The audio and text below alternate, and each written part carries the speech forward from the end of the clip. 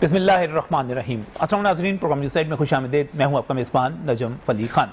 नाज़रीन, अभी चंद ही लम्हों के बाद जो वीडियो मैं आपको दिखाने जा रहा हूं उसमें मुस्लिम लीग नून पंजाब की सेक्रेटरी इंफॉर्मेशन उस्मा जाहिद बुखारी हैं।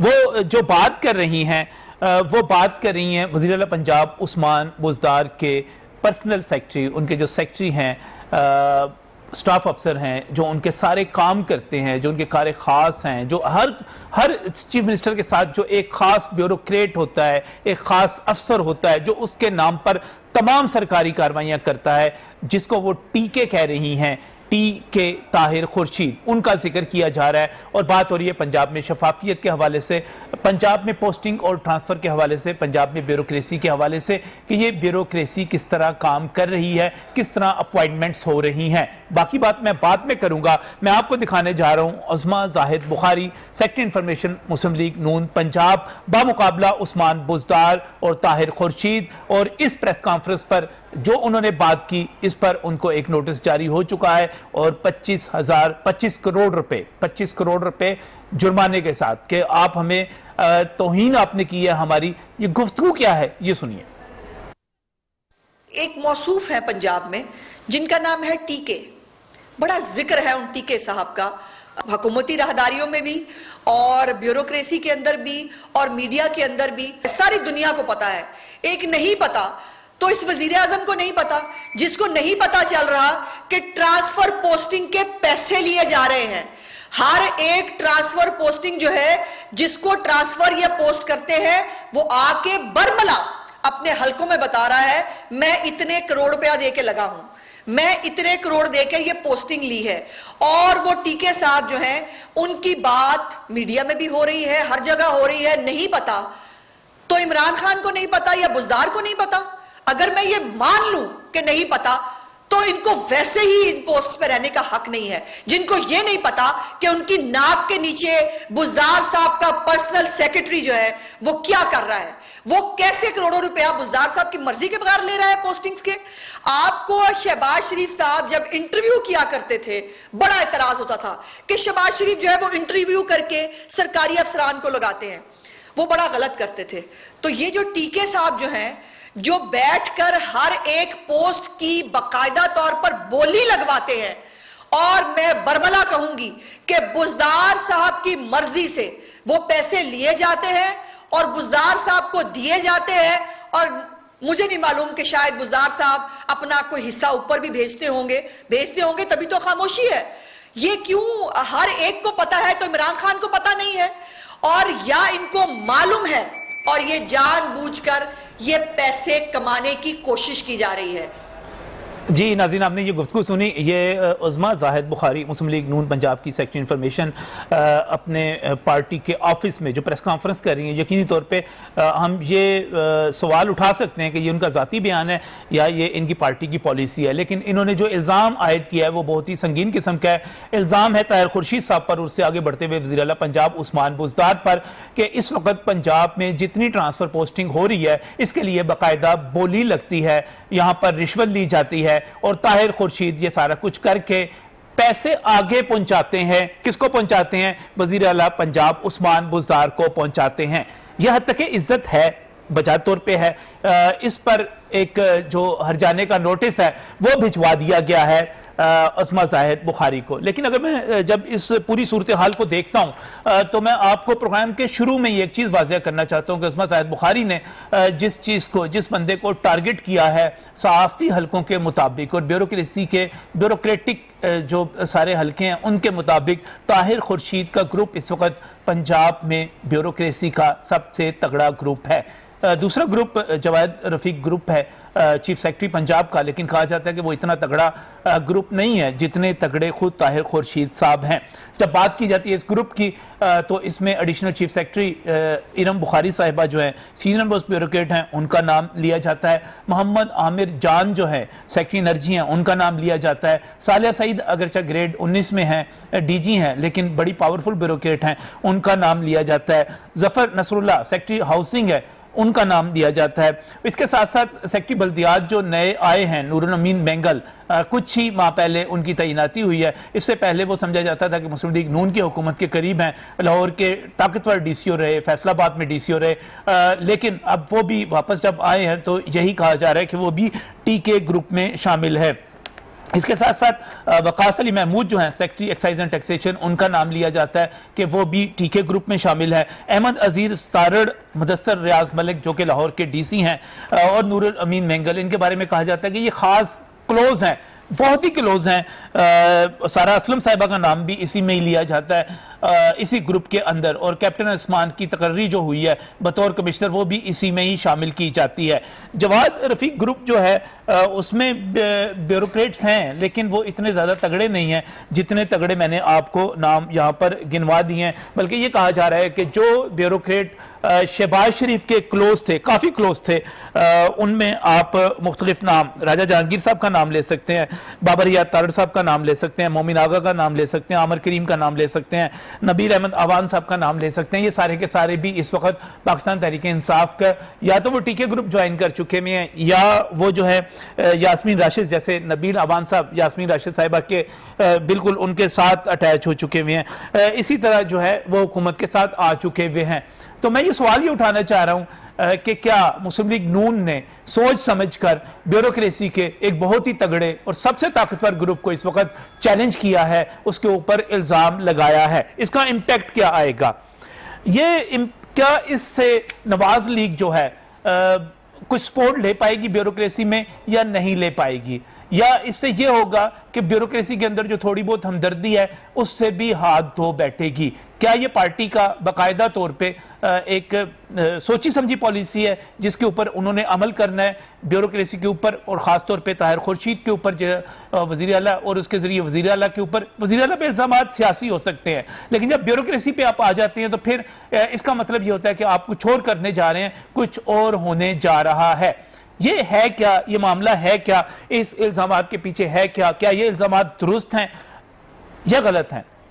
यह भी बड़ा अहम है। क्या उस्मा जाहिद बुखारी जब अदालत में, मैं यकीनी तौर पे कह सकता हूँ समीउल्लाह को भी मैं जानता हूँ, उनके हस्बैंड को भी जानता हूँ, उस्मा जाहिद को भी जानता हूँ, वैसे भी पॉलिटिकली इनके लिए ये नहीं होगा कि ये कोई माफ़ी मांग लेंगे, या इम्कान यही है कि ये किसी किस्म की माफ़ी नहीं मांगेंगे, ये कोई हरजाना अदा नहीं करेंगे, ये जाहिर है अदालत में जाएंगे। क्या ये अदालत में जाकर ये साबित कर पाएंगे? क्या ब्यूरोक्रेसी इनके साथ खड़ी होगी? क्या ये कोई गवाही, कोई सबूत ला सकेंगे? ये सारी सूरत हाल है क्या? और क्या वाकई ये दुरुस्त कह रहे हैं? ऐसी बात है कि बोलियां लग रही हैं यहां पर। इससे पहले मैं एक और सेक्रेटेरिएट के सीनियर रिपोर्टर हैं, उन्होंने एक कॉलम लिखा, उसका मैं हवाला देना चाह रहा हूं यहां पर, कि उसमें उन्होंने बाकायदा तौर पर नाम लेकर कहा कि लोगों को अपॉइंटमेंट इस तरह हो रही है। और एक फिक्रा उस कॉलम का मैं यहाँ पर नकल कर रहा हूँ, बयान कर रहा हूँ कि पंजाब का यंग एसी परेशान है कि कहाँ से इतने पैसे लाए कि एसी लगे।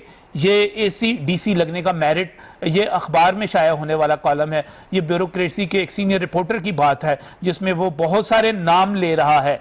इसको जो है मैं इसकी तफसीलात भी आपके सामने बाद में रख सकूंगा, लेकिन इस वक्त प्रोग्राम का आगाज़ करने जा रहा हूं और अपने मेहमानों का यहाँ पर तारफ़ करवाने जा रहा हूं। मैं बहुत ही मशकूर हूँ यहाँ पर वाइस चेयरमैन वज़ीर आला पंजाब शिकायत सेल ईमान वज़ीर आला से ताल्लुक़ यकीनी तौर पर चीज़ों को जानते होंगे, रहनुमा PTI नासिर सलमान साहब मेरे साथ यहाँ पर मौजूद हैं। बहुत बहुत शुक्रिया हमें यहाँ पर ज्वाइन करने के लिए। इसके साथ ही यहाँ पर मुस्लिम लीग नून को डिफेंड करने के लिए हर वक्त तैयार, मुजाहिद के तौर पर लड़ने के लिए तैयार राना अरशद साहब मेरे साथ यहाँ पर मौजूद हैं। राना मोहम्मद अरशद साहब, आपको भी मैं खुशामदीद कहता हूँ प्रोग्राम में। इसके साथ ही अयाज शुजा साहब हमारे साथ मौजूद हैं। आप ना सिर्फ ब्यूरो चीफ हैं लाहौर रंग के, बल्कि इसके साथ साथ आप प्रोग्राम ब्यूरोक्रेट के मेज़बान भी हैं। लिहाजा जब ब्यूरोक्रेसी की बात होती है तो अंदर की बहुत सारी खबरें जो हैं इनके पास होती हैं, और ये क्या इनके पास क्या इंकशाफात हैं उसकी तरफ भी जाएंगे। लेकिन मैं आपकी तरफ आता हूँ। पहले नासिर साहब, ये इल्ज़ाम क्या है, इसको आप किस तरह ले रहे हैं? ठीक है, हर जाने का नोटिस दे दिया गया, लेकिन बड़ा संगीन इल्ज़ाम है कि ट्रांसफ़र पोस्टिंग्स जो हो रही हैं वो पैसे लेकर हो रही हैं। ईवान वज़ीर में बोली लग रही है, करोड़ों रुपए वसूल किए जाते हैं एक एक पोस्टिंग के, 2-2, 3-3 करोड़ रुपए में, और फिर वो वज़ीर आला को दिए जाते हैं। क्या हकीकत है? बिस्मिल्लाहिर्रहमानिर्रहीम। सबसे पहले तो आपने प्रोग्राम के इब्तदाइये में कुछ इस तरह का तासुब पैदा किया है कि इस तरह की जो स्टोरियाँ हैं वो शायद हकीकत में लंदन पोलो ग्राउंड के अंदर नजर आई है किसी को और वो यहाँ ट्रांसफर की गई है। अच्छा, पहले तो ये जो खातून है इन्होंने जनवरी के अंदर भी इसी तरह का एक इल्ज़ाम जो मशीर एहतसाब है शहजाद अकबर उनके ऊपर लगाया, कोई सबूत पेश नहीं कर सकें और सिर्फ अपनी जो एग्जिस्टेंस साबित करने के लिए जो लीडरशिप मौजूद नहीं है और इनको आगे किया है कि आप हमारे जो केसेस हैं उनसे ज़रा नज़र हटाने के लिए इस तरह के मामलात करें। अच्छा। ताकि लोगों के जहन में ये आए कि करप्शन के खिलाफ जो हमने महाज के ऊपर खड़े हैं और डट के खड़े हैं उसमें शायद एक दूसरी तरफ से भी लोग उसी तरह के हैं जैसे यहाँ पर हमने जिनके खिलाफ जंग छेड़ रखी है। और इस जंग में मैं आपको बताता चलूँ कि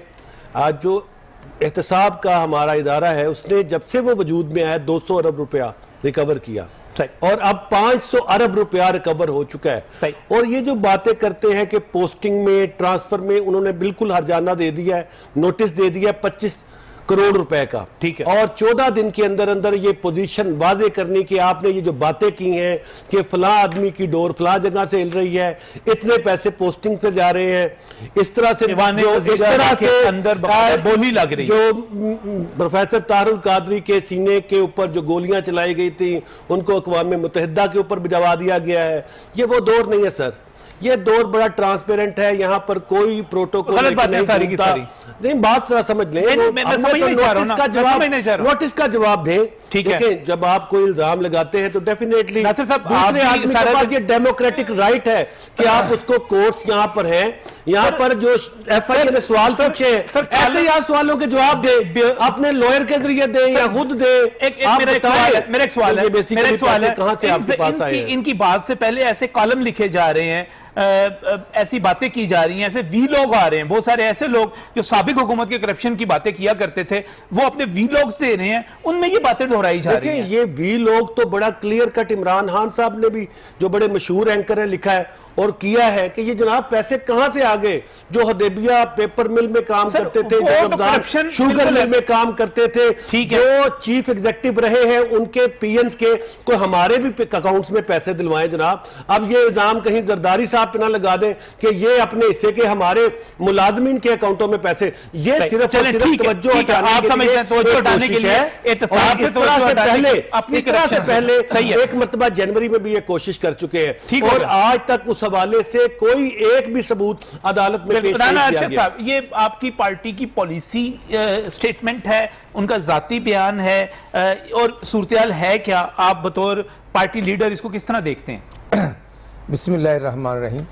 नजम अली खान साहब, मैं आपका शुक्रिया अदा करता हूँ, आपके टीवी चैनल, आपके चेयरमैन साहब, आपकी पूरी टीम के अवामी इश्यूज़ पर बात करने का मौका देते हैं।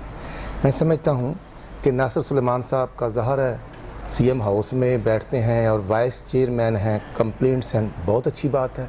कभी हम भी उसी जगह पर उधर बैठा करते थे, उधर दाएं बैठा करते थे और याद भी है। हाँ।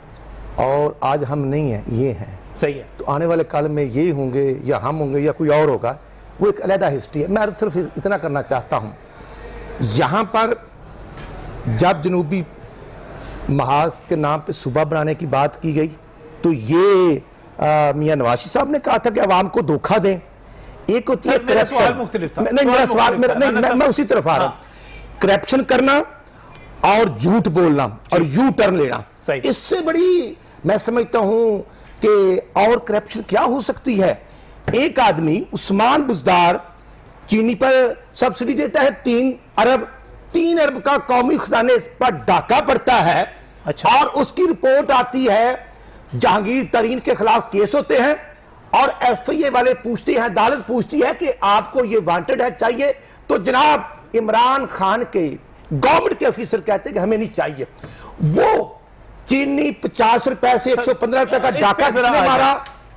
ताहर रशीद साहब की आपने बात की जी, ठीक है, फरिश्ते होंगे, बहुत अच्छी बात है, ठीक है, हम कहते हैं जी वो बहुत अच्छे हैं। सही। अगर ताहर रशीद साहब के होते हुए आटा माफिया जो रोटी 3 रुपए की 4 की थी आज 15 रुपए की हो चुकी है, तो उसके 10 रुपए की है और उसके जिम्मेदार ये करप्ट टोला है। ये रोटी वाली बात भी मैं कर रहा हूं। मैं उस्मा बुखारी साहिबा के ताहिर खुर्शीद साहब पर असिस्टेंट कमिश्नर डिप्टी कमिश्नर लगवाने के हवाले से ईवान वजीरा में बोलियां लगाने का इल्जाम है, वो आपकी पार्टी पॉलिसी है, सच है? वली साहब नहीं, मैं समझता हूं कि उस्मा बुखारी साहिबा ने एक सवाल के जवाब पर जो पॉइंट ऑफ व्यू दिया है, मैं समझता हूं कि वो अपनी जगह पर स्टैंड कर रहे हैं, अच्छा, और उसके एविडेंस उनके पास होंगे। मैं तो ये सरेआम कह रहा हूं कि उस्मा बुखारी तो एक है, यहां तो 22 करोड़ आवाम कह रही है कि सरेआम डाका मारा जा रहा है।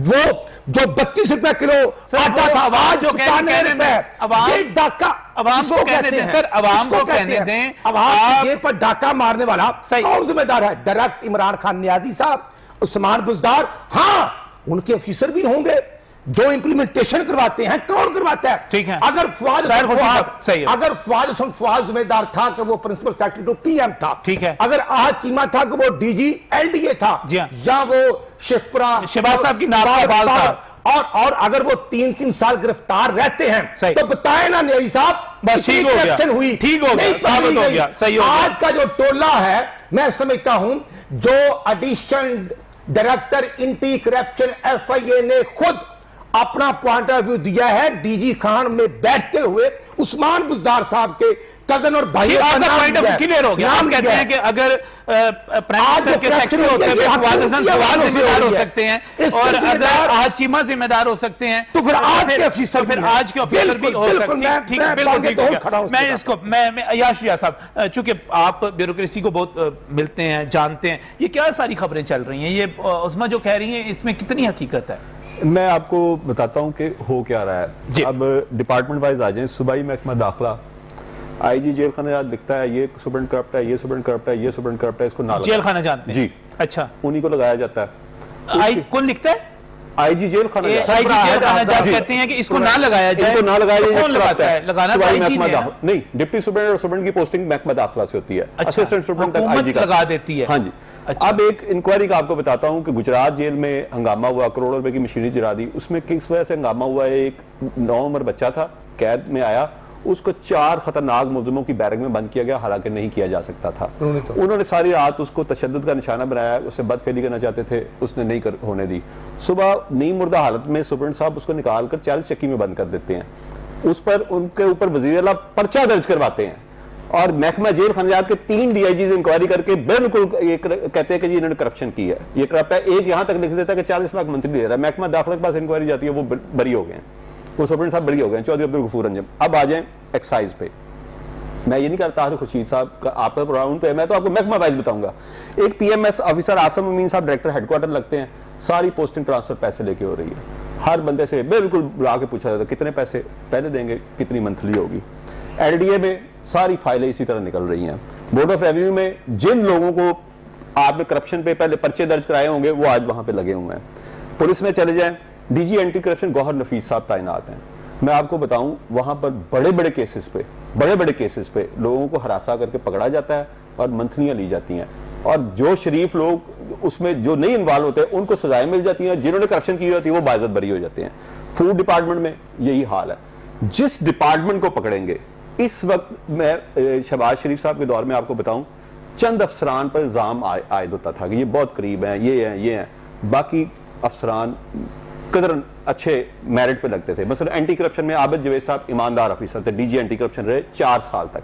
रांझा साहब को 3 साल तक लगाया कॉन्ट्रैक्ट पे, उनकी भी करप्शन की कोई शिकायत नहीं थी। लेकिन यहां पे डीजी एंटी करप्शन नैब में उसके खिलाफ शिकायत चल रही है करप्शन की, नैब में। अच्छा, मुझे एक बात बताइएगा, इसमें बाकायदा प्राइम मिनिस्टर पोर्टल मौजूद है, अगर किसी से भी इस किस्म की कोई की जा सकती है शिकायत, और बहुत एक्टिव पोर्टल है, मैं यानी कि तारीफ करता हूं उसकी, प्राइम मिनिस्टर पोर्टल की, तो उस पर कंप्लेंट की जा सकती है अगर कहीं पे इस किस्म की चीजें हो रही हैं तो। देखें, प्राइम मिनिस्टर पोर्टल पे जो शिकायत पब्लिक की हैं उनको बहुत अच्छे तरीके से एड्रेस किया जा रहा है। इस तरह की कोई शिकायत वहां पे एंटरटेन नहीं की जा रही। इस तरह की वहां पे कोई शिकायत अगर आती भी है तो वो उसको एंटरटेन नहीं किया। मेरे सामने अभी पोर्टल की तरफ से कोई शिकायत नहीं आई है। अज़मा ने जो बातें की, मैं ब्रेक पर जाना चाह रहा हूं, अज़मा ज़ाहिद बुखारी ने जो बातें की, आप समझते हैं कि वो हकीकत के करीब हैं कुछ? मैंने आपको कॉलम मौजूद है मेरे पास, मैं आपको बता रहा हूं, ये कॉलम हरम पर दुरुस्त है कि जिस अफसर के पास तैनाती के लिए पैसे हैं, कौन ले रहा है मुझे नहीं पता। ये कॉलम ठीक है जी, बिल्कुल। पैसे देने के लिए आपके पास हैं तो आपको पोस्टिंग अच्छी मिल जाएगी। क्यों? आपको महकमा जेल में नोटोरियस तरीन सुपरिटेंडेंट मिलेंगे जो इस वक्त की जेलों पे लगे हुए हैं। क्यों लगे हुए हैं? उनके पास पैसे हैं देने के लिए। किसको दे रहे हैं? ये नहीं मुझे पता। मैंने कहा जहां से पोस्टिंग होती है, लेकिन आईजी मुखालफत कर रहे हैं, आईजी लिफ्ट दे रहा है, इसको ना लगाएं, जेल टूट सकती है, ये हो सकता है, वो हो सकता है। ये जो मैंने आमतौर पे मैं एक ब्रेक पर जाना चाह रहा हूँ नाज़रीन, आमतौर पे सहाफ़ी एक दूसरे की खबरों की तस्दीक नहीं करते, कहते हैं नहीं यार ये गलत बात कर दी, ये कर दी। ये कह रहे हैं कि मैं जिस कॉलम की बात कर रहा हूँ यहाँ पर हमारे सीनियर सहाफ़ी हैं, एक सेक्रेटरीट को बहुत ज़्यादा कवर करते हैं, उनका लिखा हुआ कॉलम है और उसका उन्वान था जो उन्होंने जब लिखा था AC/DC लगने का मेरिट। और जब मैं उसके अंदर मैंने जब उसकी तफसील में गया, क्योंकि मैं इसको तहकीक कर रहा था कि इसमें हकायक क्या है, तो आप यकीन करेंगे कि उन्होंने अंदर नाम लिए हुए हैं कि इस तरीके से लगने वालों में DC गुजरांवाला सुहेल ख्वाजा, DC बहावल नगर जो है उनका नाम उसमें लिया हुआ है, DC जेलम का नाम उन्होंने लिया हुआ है, राव परवेज अख्तर की तकर्री के हवाले से उन्होंने बात की हुई है, DC पिंडी आमर अकीक के हवाले से उन्होंने कहा हुआ है कि सरकारी जमीन की जाली अलाटमेंट में जेल यात्रा होने के बावजूद जेल में गए, ये एंटी करप्शन का पर्चा हुआ है इन पे, पर्चा, उसके बावजूद उकाड़ा के बाद पिंडी की DCशिप वहां पर उनको दी गई है। और इस तरह ही और बहुत सारे नाम है। DC जेलम के बारे में कहा, उन्होंने लिखा है, तहरीर है, छपी हुई चीज है, शाया हुई भी चीज है कि उनकी राव परवेज अख्तर की जो तकर्री है एक कारोबारी शख्सियत ने करवाई है। DC गुजरांवाला सुहेल ख्वाजा के बारे में कहते हैं कि ADCR अकबर भिंडर के साथ उनका तनाज़ा होता है, एक हाउसिंग सोसाइटी के हवाले से माल का मसला है, वो उसके खिलाफ लिख कर देते हैं, कार्रवाई शुरू हुई थी। ये क्या हो क्या रहा है, ये नहीं होना चाहिए, इस किस्म की इतलात जो है इनकी तहकीकात भी होनी चाहिए। इस पर मजीद बात करेंगे इस ब्रेक के बाद।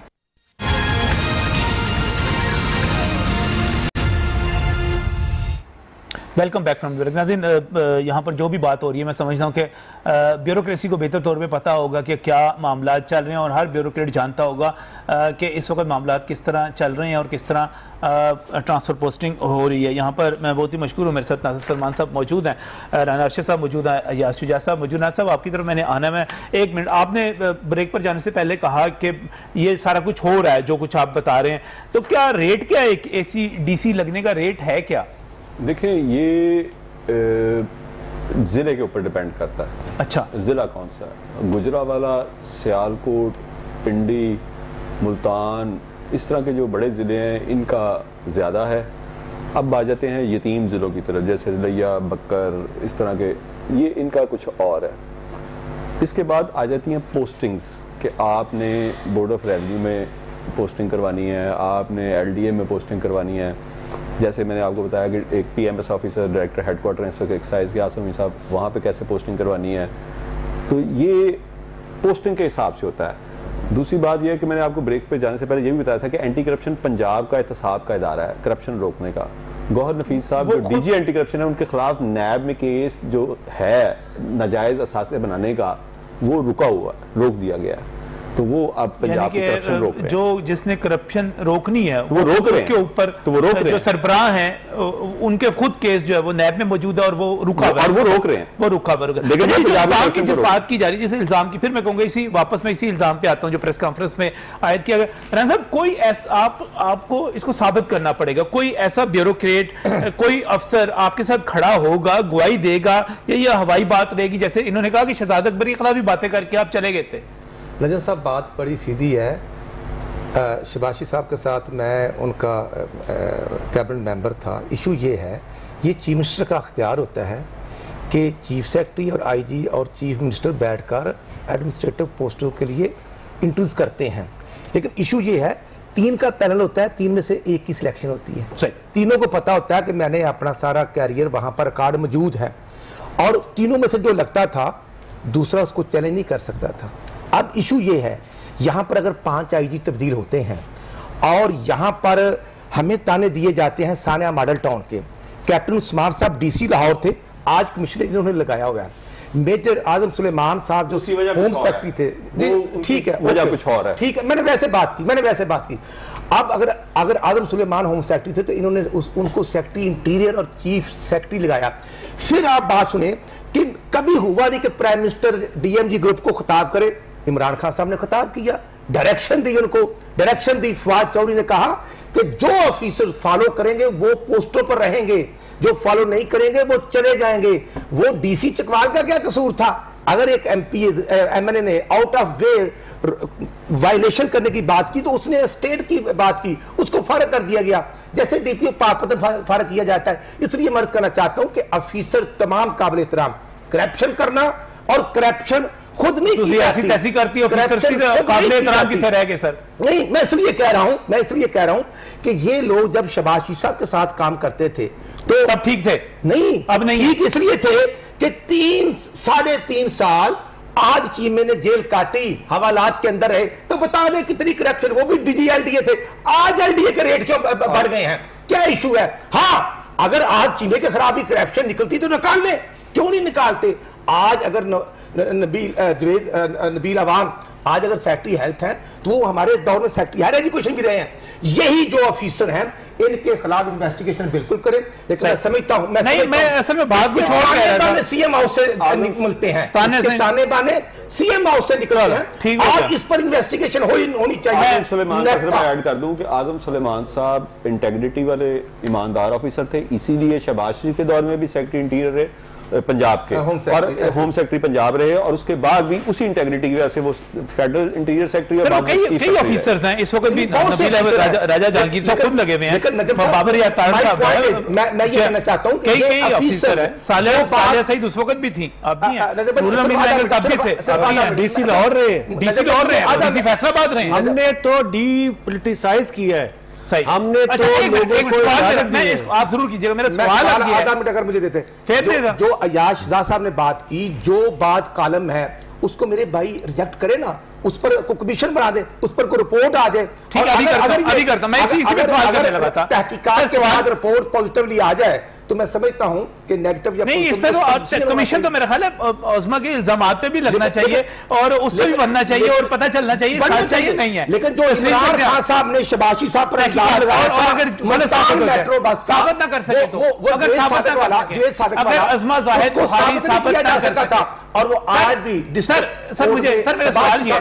मेरा सवाल ये है कि अगर अज़मा ज़ाहिद बुखारी अपने इल्जामात साबित ना कर सके तो क्या किया जाए? फिर मैं समझता हूं कि ये शुबहात आवाम से लिए जाए, ये इल्जाम आवाम को नहीं सर, ऐसी ऑफिसर ये कहेगा कि मैंने इतने पैसे दिए हैं, हाँ नहीं, फिर आप ऐसी जो हो रहा है हमने वो आपकी एजेंसीज की रिपोर्टिंग जो है उसको एजेंसीज की रिपोर्ट आपको जा रही है? नहीं, हमें नहीं जा रही, हाँ जी, सबके सामने रिपोर्टिंग है सर। आपके पास सबूत है कि सीएम हाउस के बाहर अगर डेरे लगे हुए हैं, आपकी सेक्रेटरी इंफॉर्मेशन उठेगी, किसी पर भी इल्जाम लगा देंगे? इल्जाम नहीं, जो बात उन्होंने की है उनके पास बिल्कुल एविडेंस है और उस पर तहकीकात करने, हाँ ठीक हो गया, तहकीकात करने में कोई तहकीकात वाले कमीशन बना दे, उसके तहकीकात कर ले, कमीशन बनाए। अगर वो जो ना कर सके, जो assistant director FIA DG Khan ने बात की उस्मान बज़दार साहब और उनके रिश्तेदारों के मुतल्लिक, ठीक है जी, वो तमाम चीजों बिल्कुल कमीशन बना ले। अच्छा देखें, बेसिकली अभी राणा साहब से भी आपने, मोहतरम राणा साहब बड़े पुराने पाना सिर्फ पार्लियामेंटेरियन है बल्कि ये एक स्टूडेंट लीडर की हैसियत से पार्लियामेंट के अंदर आए हैं। सही, अभी जो आपने सवाल किया है मैं नहीं समझता राणा साहब ने उसके मुताबिक कोई भी आपको जवाब दिया है। आपने ये पूछा है कि उज़मा बुखारी साहबा ने ये जो बातें की हैं अपने इंटरव्यू में, क्या उनके पास कोई ठोस सबूत है? कॉन्फ्रेंस में जी राणा साहब ने उसके मुतालिक कोई मामले को सामने रख के जवाब नहीं दिया। मैं अब इस पे बात करना चाहता हूँ। देखिए, सबसे पहले जब आप किसी पर इल्ज़ाम लगाते हैं तो डेफिनेटली आपके पास कोई सर्टेन इंफॉर्मेशन होती है जिसको बाद ऑफ कोर्ट ऑफ लॉ के अंदर आप पेश कर देते हैं। ठीक, अब ये प्रेस कॉन्फ्रेंस के बाद वजीर आला पंजाब और ताहिर खुर्शीद साहब की तरफ से एक इनको हर जाने का नोटिस वसूल करवाया गया है, हर जाने का, सही है। ये लाहौर के अंदर EME सोसाइटी के अंदर के आपको 25 करोड़ रुपया अदा करना पड़ेगा जिसके इल्जाम आपने लगाए हैं 14 दिन के अंदर अंदर। देखिए, बात यह है कि अगर इस तरह का कोई मामला सीएम हाउस के बाहर किसी ने डेरे लगाए हुए हैं, क्योंकि पंजाब आगे बढ़ रहा है, हमने जो कर्जे थे जो एक बस और नीचे सारे बेबस, उसको बर्दाश्त किया, फिर भी पंजाब को ऊपर लेके गए। काफ लीग के बाद यहां पर हमने जो गवर्नेंस 1200 रुपया था। हमने जब लिया तो चेक दिए हुए थे कि ये आप चेक कैश करवाएं जो डिसऑनर हो रहे थे।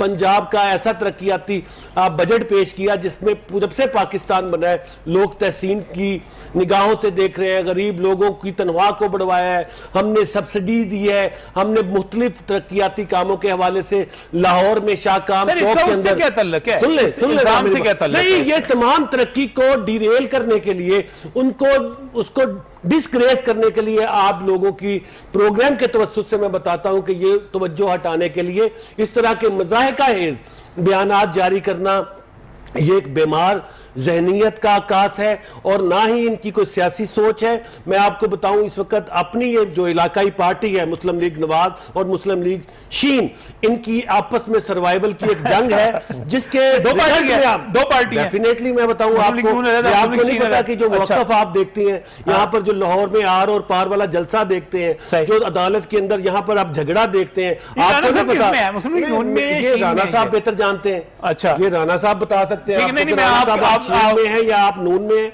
बहरहाल हमारा जुनून जो है वो 7 साल हमारी पार्टी इंशाअल्लाह ताला साबित करेगी कि ना सिर्फ हम पैसे वापस दिलवाएंगे बल्कि हम साबित करेंगे कि हम मुझे एक बात बताएं, हम आपको बुखारी ना माफी मांगती हैं और भाई हमने माफी का नहीं कहा, हमने तो कहा कि आपने 25 इल्जामात लगाए हैं, आप अदालत में जाके 25 के मुताबिक क्लासिफाइड तरीके से वजाहत करें कि आपने जो कहा ये रेट भी नहीं देती। देखिए मैं आपको अच्छा मुझे एक बात बताइए, क्या पहले यहाँ पे हमारा हाल ये है, मैं अदालतों का बहुत एहतराम करता हूँ लेकिन सूरत हाल ये है कि शहबाज शरीफ साहब ने इमरान खान के खिलाफ जो हद तक के इज्जत का और हरजाने का दावा किया हुआ है, सर उसका फैसला नहीं हो पा रहा, उसमें जो है तो इल्जाम इमरान खान साहब के इल्जाम जो है शहबाज साहब ने चैलेंज किए। इसका मतलब ये हुआ कि हम एक दूसरे पे इल्जाम लगाते जाएं, किरदार कशी करते जाएं। आपको बताऊं इस हवाले से आपको पता है कि मैंने पहले भी आपको एफआईए के केस का जिक्र किया है कि हमने तो तमाम चीजों के अंदर मुआविनत फराहम की है कि ये लोग 30 से 40 साल तक पाकिस्तान के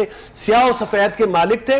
पाकिस्तान कहां जा रहा था तो आज कहां पर, और आज इमरान खान साहब की आला और ईमानदार क़यादत की वजह से मूडीज ने और वर्ल्ड बैंक ने भी यह तस्लीम किया है कि हमारी जो नमू है जो कि इंडिया की -7.95 है माइनस और पाकिस्तान की 3.957 11 पे थी, माइनस में चली गई और पूरी वर्ल्ड की -2.75। दोबारा चेक देखिए अब हमारे यहाँ आप देखें कि डॉलर जिस अंदाज में विदाउट फॉरेक्स मार्केट को हमने जो पंप करते थे मसनूई अंदाज में नहीं किया, हमारे रिजर्व देखें, हमारे फॉरेन रेमिटेंसेस देखें, हमारे यहाँ पर जो महंगाई मेरे भाई आपको बताऊं मैं, हमने 65 रुपए की ना सिर्फ चीनी पूरे पंजाब के अंदर सप्लाई की है, हमने 19 के करीब जो प्रोडक्ट्स हैं वो पूरे जो एक मुर्दा इदारा था ये क्या इसे कहते हैं यूटिलिटी स्टोर का, उसको जिंदा किया।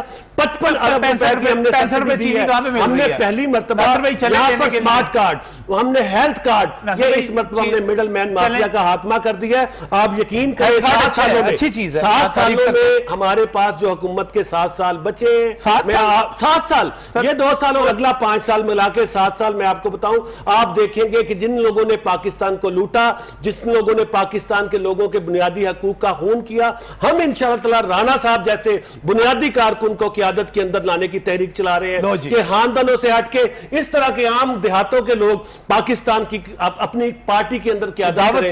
लेकिन नहीं, हमारा मिशन ये है कि हम खानदानों की, मैं जानता हूं इनको और मैं जानता हूं कि इस तरह के कई लोग हैं जिन्होंने अपनी जवानियां सियासी पार्टियों में दी हैं। हम चाहते हैं वो क़यादत करें जिस तरह से इमरान खान साहब ने कहा है कि यहां मेरिट के ऊपर तैनातियां हो, और जिस तरह से उस्मा बुहारी साहब ने मेरिट के मुतालिक बातें की हैं, ये ना सिर्फ हमारी पार्टी पॉलिसी के खिलाफ बात की है बल्कि हम इसकी मजम्मत करते हैं और ये चाहते हैं कि वो अदालत में अपनी पोजीशन को क्लियर करें। राणा साहब 2 चीजें वाज़ेह कीजिएगा। देखें, एक तो वो आपके लिए काम कर रहे हैं कि आप पार्टी की क़यादत करें, ये एक ही खानदान बैठा हुआ है, शरीफ खानदान, ऊपर भी वही है, पार्टी का सदर भी वही है, कायदे के खिलाफ ऊपर भी वो है, नीचे भी जो है, एक चीफ मिनिस्टर है, एक प्राइम मिनिस्टर है, तो आपको आना चाहिए, ये आपके लिए काम करें। दूसरे वैसे आप हैं किसमें, मीम में कि शीन में कि नून में? नजर वाली साहब, अल्हम्दुलिल्लाह रब्बिल आलमीन, अल्लाह की जात का शुक्र है कि मुस्लिम लीग नून के कायद मियां मोहम्मद नवाज़ साहब थे और हैं।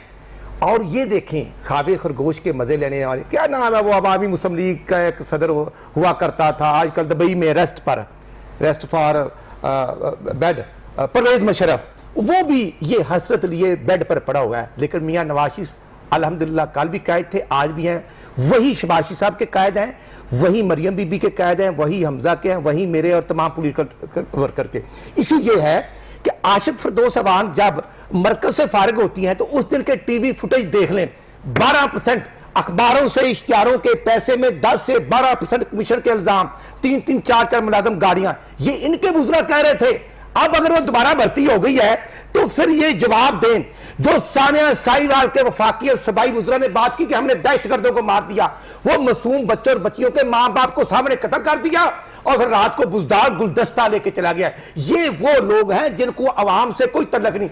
मेरे जिले ननकाना में जो 19 तारीख को गुलाम फातिमा 7 साल की बच्ची के साथ रेप होता है, 2 दिन बाद उसकी डेड बॉडी मिलती है। उस्मान बुजदार या वज़ीर आज़म को तौफीक हुआ कि लाहौर के साथ ननकाना साहब है, उस गरीब रहमानी बरादरी की बच्ची के, हाँ शबाशी तो जाते थे कसूर, तमाम तरह हालात के बावजूद जाते थे और ज़ैनब बीबी के मुलजमान को ढूंढते थे।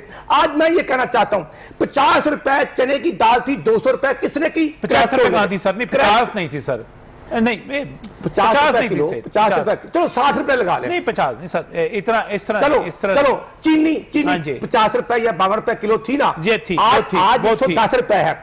भाई घी पॉलिटिकल बातों में चले गए, सवाल मेरा कुछ और था असल में। आपने पॉलिटिकल बात की, आपने भी की, आपने भी की। हमारे रहनुमा है हाँ जी, सीनियर एक स्टूडेंट के तौर पे राणा साहब पुराने पार्लियामेंट्री ने मैं तस्लीम किया। भाई मैं नहीं आपकी बात, चलो मेरा बात और तरफ चली, मुझे सवाल मौजू पे आना है, वापस मौजू पे आना है।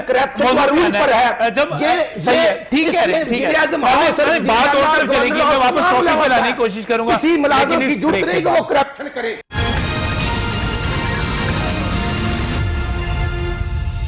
वेलकम बैक फ्रॉम द नाज़रीन, बात हो रही है उस्मा ज़ाहिद बुखारी की एक प्रेस कॉन्फ्रेंस के हवाले से, जिसमें उसने वज़ीर आला पंजाब के स्टाफ अफसर जो हैं ताहिर खुर्शीद साहब उन पे ठीक ठाक किस्म के इल्ज़ामात लगाए और कहा कि टीके जो हैं वो टीके लगा रहे हैं, और इस पर एक बाकायदा उनको नोटिस जारी हो चुका है जुर्माने का, हत्ता कि इज़्ज़त का उनके घर पे सर्व करवा दिया गया। अब देखना ये कि इसका क्या बनता है। अगरचे हमारे यहाँ इस किस्म के नोटिस का बनता बनाता कुछ भी नहीं है, आगे चल के साल साल लटकता रहता है और कोई फ़ैसला नहीं हो पाता। इसकी वजह से हम इल्ज़ाम लगाने के भी आदी हो चुके हुए हैं। अब ये सच है ये झूठा, ये हर ब्यूरोक्रेट जानता होगा, हर ACDC जानता होगा, ये छोटे मोटे अफसर सारे जानते होंगे, लिहाजा उनको बेहतर तौर पर पता है क्या हो रहा है। या सब प्रोग्राम के आखिरी हिस्से में अब मेरे 1-2 सवाल इससे और भी हैं।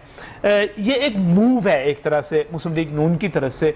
एक तो ये चीफ मिनिस्टर को टारगेट किया गया, ठीक है, ताहिर खुर्शीद साहब को टारगेट किया गया, ठीक है, लेकिन क्या इस मूव से नवाज लीग जो है ब्यूरोक्रेसी की कोई सपोर्ट ले पाएगी? क्या नौजवान और काबिल ब्यूरोक्रेट, अगर ये इल्जाम दुरुस्त हैं, तो नवाज लीग के साथ मिलकर कोई एहतजाज करेंगे, कोई आवाज़ उठाएंगे, या ऐसा तो नहीं कि एक मजबूत ग्रुप की इन्होंने उस पर हमला किया है तो उस्मा बुखारी नवाज लीग के लिए कोई आखिरी कोई हमदर्दी रह गई हो ब्यूरोक्रेसी में, वो भी ख़त्म करवाएंगी? क्या देखते हैं आप इसको? देखें, जहाँ तक एहतजाज की बात है, कोई एहतजाज नहीं होना सर, इसमें लोग कैसे कोई अफसर खड़ा होगा इनके साथ? नहीं, बिल्कुल नहीं। जहाँ तक बात है टारगेट करने की, फ़ायदा होगा, क्योंकि इमरान खान जो हुकूमत में आए, इलेक्शन जीते, एक ही चीज़ थी कि उन्होंने 5 साल पूरे शद्दोमत से ये प्रोपेगेंडा किया, सच बोला, जो भी आप कहें, पॉलिटिकल फायदा होगा, बिल्कुल उनको फायदा होगा कि ये ब्यूरोक्रेसी में सपोर्ट मिलेगी, फायदा होगा नहीं होगा? ब्यूरोक्रेसी में इनको सपोर्ट मिलेगी उन लोगों की जो चंद यानी मुट्ठी भर रह गए इंटेग्रिटी वाले, ईमानदारी से या कदरे बेहतरी से काम करना चाहते हैं। बाकी लोग जो इस वक्त इस बहती गंगा से हाथ धो रहे हैं। और एक बात और आपको मैं बता दूं, जो सेक्रेटरीट की बीट करते हैं उनको पता है कि जो करप्शन करता है वो कॉम्पिटेंट तरीन ऑफिसर होता है काम के हवाले से। अच्छा, अक्सर ये देखा गया है, क्यों? उसको पता होता है मैंने पैसे कमाने, इसलिए वो अपने काम से ज्यादा काम करके दिखाता है और उस वजह से लोग उसको बर्दाश्त भी करते हैं। कोई भी हुकूमत हो, चाहे शहबाज शरीफ की हो, चाहे उस्मान बुज़दार की हो। उस्मा ज़ाहिद बुखारी को इससे फायदा ये होगा, PMLN को ये डिफेंसिव, यानी उनके चीफ मिनिस्टर पे ये अटैक कर रहे हैं, PTI के उसके सेक्रेटरी पे अटैक करते हैं करप्शन के, इस तरह ये उनका पॉलिटिकल फायदा होगा, पॉलिटिकल फायदा होगा, ब्यूरोक्रेसी में इनको फायदा नहीं। राना अरशद साहब, ब्यूरोक्रेसी में कोई आप इसके नतीजे में सपोर्ट ले सकेंगे? कोई अफसर आपके साथ खड़ा होगा? नहीं साहब, हमें ब्यूरोक्रेसी की सपोर्ट की जरूरत नहीं। अच्छा, हम तो आवाम के साथ हैं। आज जो महंगाई है, जो डिस्ट्रिक्ट प्राइस कंट्रोल कमेटियां हैं, वो नॉन इफेक्टिव होगी तो उसका जिम्मेदार कौन है? 9 कमिश्नर है ना सर। महंगाई पे करेंगे प्रोग्राम, अलग करेंगे, वापस गुजारे ये है एक अगर फिर आप पूरी ब्यूरोक्रेसी का मैंने जो नाम लिए, आप सबसे ताकतवर ग्रुप को टारगेट कर देते हैं, उसके हेड को आप टारगेट कर देते हैं। इसका ये कौन भाईजान ये पार्टी भुगतेगी फिर इसको? मेरे भाई भुगत रहे हैं, भुगतेंगे। अगर एंटी करप्शन के जो डीजी हैं गौहर नफीस साहब जो पुलिस डिपार्टमेंट से हैं, और अगर वो नैब को वांटेड हैं तो फिर नैब वांटेड नहीं है, उनके खिलाफ इंक्वायरी चल रही है। अच्छा, इंक्वायरी है, और इंक्वायरी से पहले अगर हमारे लोग पकड़े जाएं तो इनको नहीं पकड़ना। क्यों नहीं पकड़ना? कानून तो सब करिए कि जैसा होना चाहिए। और वो एंटी करप्शन के जो लोगों को गिरफ्तार करती है, उनसे जो लेन देन है वो कौन करता है, किसके बिहाव पे होता है? और भाई हो रहा है, सारे लोग परेशान है, इसलिए मैं करना चाहता हूं। चलिए, इसका आपको पॉलिटिकली फायदा हो जाएगा।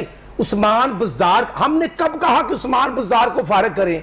भाई हमने कहा आप चाहते हैं रखें, हमारी तो पीढ़ी है, आपको तो पीपल्स पार्टी कह रही है चौधरी परवेज लाई को बना लें, आपने कहा नहीं हमने रखा उस्मान बुज़दार को। मेरे कैद मियां नवाज शरीफ साहब का हुक्म है, जैसे 2013 में इनके उस्मान बुज़दार साहब ऐसे लकी आदमी खैबर पख्तूनख्वा में हमने कहा इनको गवर्नमेंट करने दे, ठीक, फजलुर रहमान साहब नाराज है, आज पूरी पार्टी नाराज हो गई। आपके कायद का हुक्म है कि उस्मान बुज़दार साहब को बरकरार रखा जाए, कि ये नलायक टोला जो है आपके कायद का हुक्म है, नवाज शरीफ का हुक्म है कि उस्मान बुज़दार को बरकरार रखा जाए। बिल्कुल हमारी ठीक हो गया सर। आखिर में सर मुझे सिर्फ दो चीजें, अगर ये सीएम होते तो आज ये हालात ना होते। चलो ठीक है, अगर आप सीएम होते तो ऐसा हमारी पार्टी के बात बतानी है, इल्जाम दुरुस्त साबित हो जाएं फिर क्या होना चाहिए, अगर गलत साबित हो फिर क्या होना चाहिए? देखिए जी, पहली तो बात है कि करप्शन के मुतल्लिक हमारा जो पाकिस्तान की हम सबसे बड़ी सियासी जमात है, इसकी ना सिर्फ जीरो टॉलरेंस है बल्कि 23 साल तक हमने करप्शन के खिलाफ एक ऐसा स्टांस किया